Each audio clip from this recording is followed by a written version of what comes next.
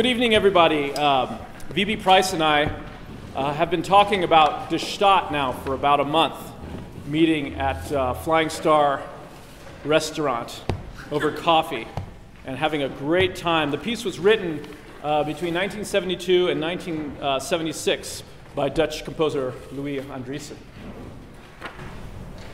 You know, and what a wonderfully complex and politically intriguing piece this is, David.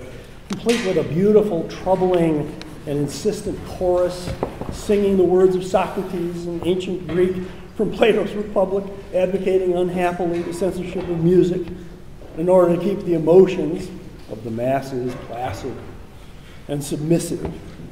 But of course, the music itself in the Staat is anything but placid and submissive. So how can we describe this piece? Completely. Well, American composer John Adams summed it up really well. A fabulously high, energetic meeting of Stravinsky primitivism, funky American bebop, and ritualistic Indonesian modalities.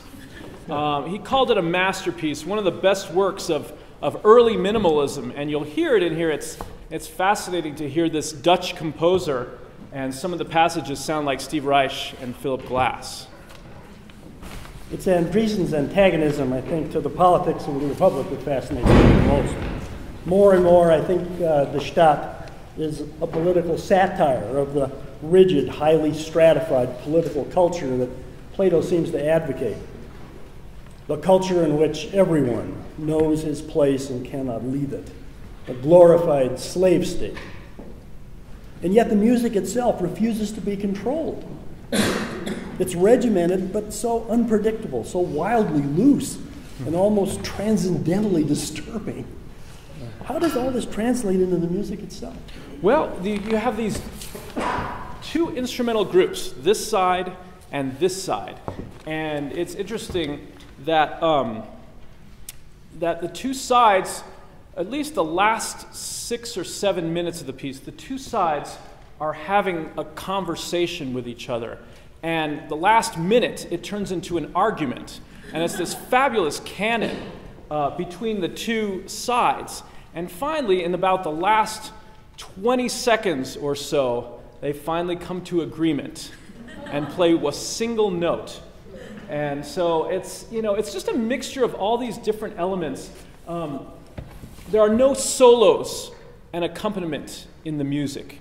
Everyone oftentimes is playing the same line of music.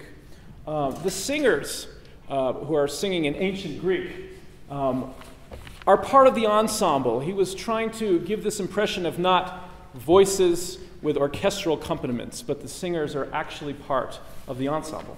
It's wonderful. The Republic is notorious among some of us for its big brother views.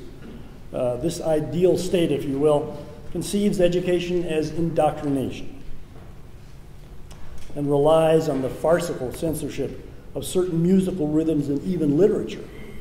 Socrates recommends censoring Homer, for instance, so the Republic's leaders and citizens won't have to read about the gods being naughty and irrational or get rattled and upset by overly emotional musical cadences.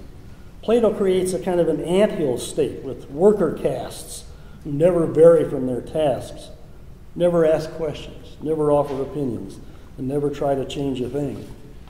In the Republic, citizens serve the state, not the other way around. But in the Staat, the music seems to keep breaking free all the time.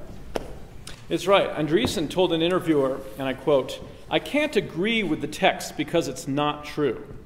I also do regret that it's not true, but it isn't." And what he's saying, of course, is that if the composer had so much power to change society, I mean, what a great, well, maybe not a great thing for a composer, but that's a powerful thing for a composer.